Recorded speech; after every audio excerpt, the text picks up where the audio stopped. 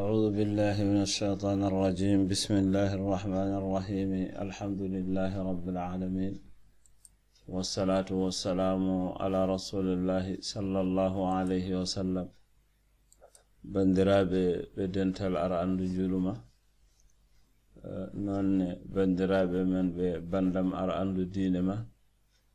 nonne dendangal dente ɗo yewtere nde ene yetto. min calmini moni kala e mon ɗo woni eno woniri,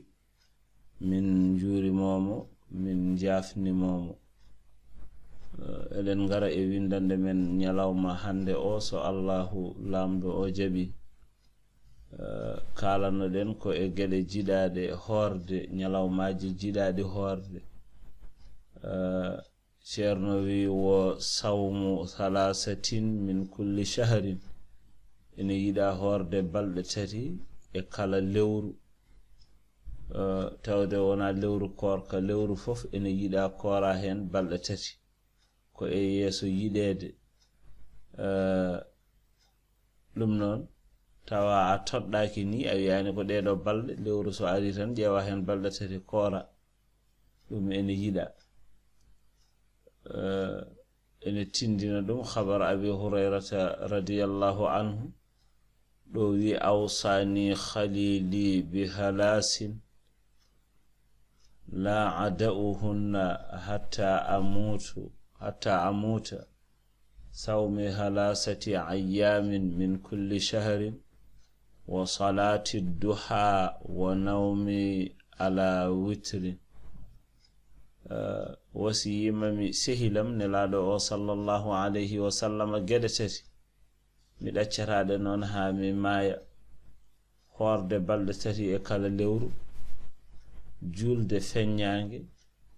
e wasde ɗanade tawa juulani witri. ende omo ɗano fo yo tawa o juuli witri, o wasa ɗanade tawa o juulani witri. bi allah anama hatta utira, hami waɗa witri. ko noonne wo kuri hal biidu ene aña noon suɓade ñalawmaji daneji ɗi, mbiya ko ɗin korata, ko wayno 13, 14, 15 lewru. cuɓoɗa ɗen balɗe tan mbiya ko ɗen goni ɗe korata, ƴewde ko ɗen goni badɗe lewlewal. ɗum ene aña. ɗum woni al ayyamul mustaniratu, ñalawmaji nurɗirɗi bil qamari lewru, min ghurubiha li fajriha, tawa nangue nge murere hankadi ko fajiri. ɗum ɗo ene aña. fa hadhihi karahahu al imamu malik, walla kuriha al imamu malik sawmaha. imam malik añi horde ɗeɗo balɗe khawfa i'tiqadi wujubiha, omo hula hade fiɓede koɗe baɗɗiɗe, min al ammati, e dendagal yumɓe ɓe ganduɗa ngalana ɗum gandal, jakoro koko waɗɗi horede. so tawi korka ka fandare ala hen, hawri hen tan, an a fiɓi horde tan deke hawri koye ɗen balɗe, ɗum ɗo añede ala hen. kadi ko ɗum ɗo woni ko lolli. ko so tawi a waɗi ɗum fandare, a wiya aɗa suɓoɗen balɗe 13, 14, 15, ɗum woni ko añako. kono an a suɓaki ɗen balɗe, hawru hen tan, ɗum basi ala hen.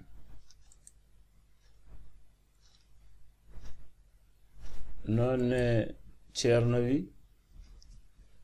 ko 6 min sawwala, balɗe 6 e lewru humtorandu. ɗenne kadi enen gaña hoore, eɗen mbaɗa ɗe, kono ene aña. ko añi ɗum kone ko hono ko kalɗen joni ko, hade wodde sikkuɓe koye korka ɗe jeeya. maana o ko yukrahu, ene aña sawmu horde 6 ayyamin min shawwal, balɗe 6 e lewru humtorandu. endal imami malik rahimahullahu, ɗo almami men malik. wa hadha ma'a anna hadisi abi ayyub al ansari radiyallahu anhu jaa fihi man sama ramadana thumma atba'ahu 6 min shawwal kana ka siyami dahri.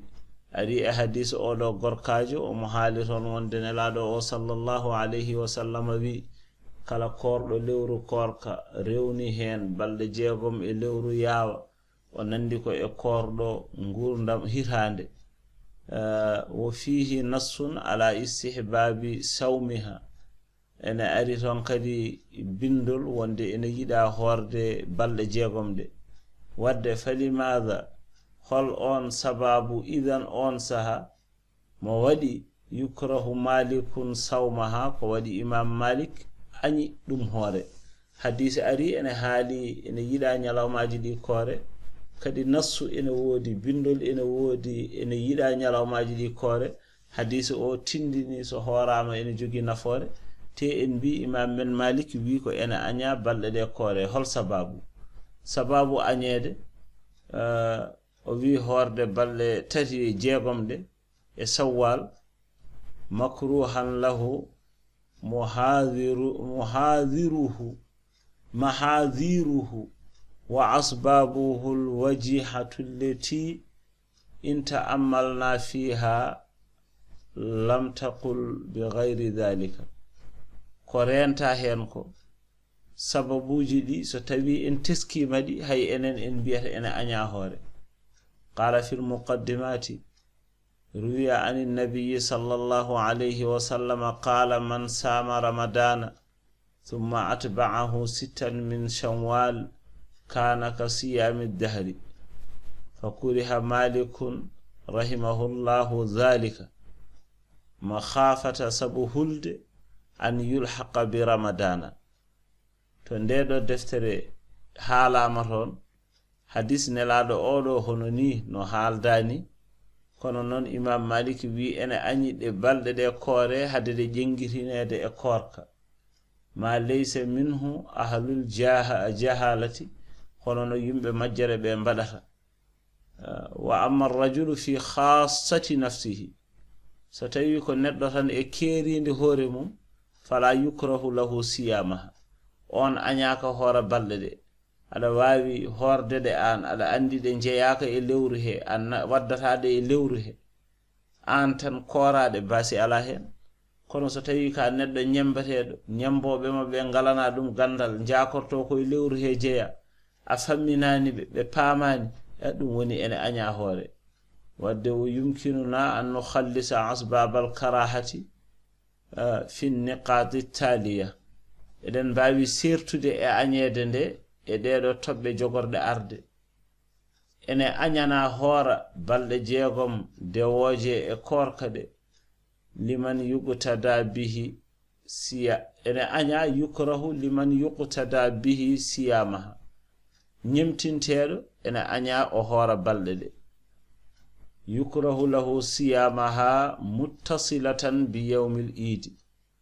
ene anya kadi o hora balde de kanko odo nyimtinteedo tawa nyalawmaaji di ene cindondiri e nyalawma julde o julen hande tan jango puddoda horde dum ne kadi ene anya yukrahu siyamaha mutatabi'atan ene anya kadi o hora balde de tawa ko de dewondirde yukrahu izharu sawmiha ene anya kadi fenyinde korka majje kanje balde de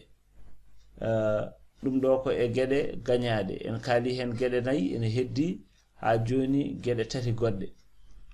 go o ko ene anyana neddo nyemtinteedo hora balde de on woni gagnanaado go o ko nonne kadi walla horde balde de haysa wona nyemtinteedo tawa kordaade ko ade jokkondiri e nyalawma julde o dum ne kadi ene anya ena wada sababu ha yimbe be cikka ko e julde he jeya ko e korka he jeya nonne kadi ene anyana goddo haymo wona nyemtinteedo haymo wona jokkondirdo dum e nyalawma julde o ene anya horde nyalawmaaji di ene deggondirade tan sikke kadi ko e julde sikke ko e korka de jeya sabu ko di deggondirteedi nonne kadi ene anyana mo reggondirani jokkondirani e julde he kadi ne o wona nyemtinteedo fof de ene anya fenyinde korka ka so tawi a horata de fenyina dum haysa wona nyemtinteedo haysa jokkondirani julde hayso de dewondirani fof ene anya wadde non deedo gede nayi fof ko e sifa anyede ene anyana on nyemtinteedo horde nyalawmaaji di hulde hade fibede korkali den balde jeegom ko de baddidi ene anya horde nyalawmaaji di kadi wonande jom majjere en hade be pibde dum do kadi ene waddi ko noonne ene aña horde ñalawmaji ɗi kadi wonande piɓɗo sunninede yoɗe jokkodiri e korka ɗum ɗo fof koye yeeso añede so ɗum ɗo fof riwima basi ala hankadi omo wawi horde kanko ñemtinaɗo o omo andi ɗo waɗata ɗo ala ñemtinɗomo so wonani ñemtinaɗo kadi o jokkodirani ɗum e korka kadi ne o reggodirani kadi o feŋñinani ko korɗo basi ala ko añano hen ko yeehi ɗum ɗo woni sababu añede nde ɗeɗo balɗe jeegom kono noon ko balɗe jeegom moƴƴe wa hadhihi al asbabu al madhkuratu huna hiya min babi saddi zara'i ko e damal rende ha joni hurumaji ni woni ñawore wadde noon balɗe jeegom nde aɗa moƴƴi kono noon kala mo ɗeɗo gueɗe limtete e mum yo renode hade o wadde ko aña tawde ko denotoɗo ko aña eɗen jokka e windande men ha joni so allahu lamɗo o jaaɓi ceerno wi wo zawqu milhin wa ilkin thumma yamujjuhu nonne ene aña medde lamɗam wonande korɗo walla muccude ɗacce wonande korɗo kono noon nde o meeɗi lamɗam nde ƴeewi barme mum so safi walla nde o mucci ɗacce ɗe nde summa yamujjuhu refti o ukkiti o moɗani de ko ɗum ɗo woni ko aña ko so moɗi kay bonnat korka makko ko ɗo moɗani ɗo woni o waɗi ko aña wa mimma yukrahu lis-sa'imi fardan kana aw naflan amrani ene yiɗana korɗo kadi foti korka ka koko farilla walla koko nafila geɗe ɗiɗi geɗal garwaniwal ngal medde ñamde hayso wona lamɗam medde ñamde sabu ƴewde cafeki mum moƴƴugol mum mbete ɓendi walla ɓendani so meeɗi hawa gayni o ukkita ɗum ɗo ene aña ko noonne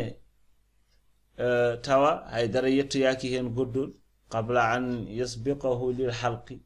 fayukrahu lahu dhalika walaw kana sani'an muhtajan li dhawqi hayso ko defowo noon omo harjine ƴewde so safi o waɗi ko aña so moɗani so moɗi kam bonni korka makko so tawi kanko wela wadde toon o yejjitani o waɗa kaffara gueɗel ɗimmel ngel koko wayno medde ɗacce en kadi o ukkita tadhuqul ilki o meeɗa ɗacce kono o ukkita ɗum caggal toon ɗum ne kadi ha joni on saha o waɗi ko aña kono bonnani korka makko ilki noon enen mbiyeten ɗum ko ɗacce kono ko inde hankadi ko abbi e ɗacce fof ko leɗɗe ene jibina tamaroje naati hen gueɗe belɗe ɗe leɗɗe ene jibina fof naati hen so meeɗi ɗum o ukkiti ɗum woni o waɗi ko aña kono so moɗi bonni korka makko ceerno wi wo mudawatu hafrin zamanahu ene aña mudawatu safrude hafrin ngaska ñiire zamanahu e saha korka ñalawma korka mo wondi e ñiire ene muusa o ƴetta hunde o sukka e ñiire he o waɗi ko aña tawde ko sukkude hen tan haydara ɓennani o waɗi ko aña so wonko ɓenni bonnat korka ka joni noon sukkude ɗum e ñiire he tan ɗum ɗo woni ko aña ko illa li khawfi dararin so wona taw lor o satti o huli lor ɗum kam yo sukku hen so haydara ɓennani bonnani korka makko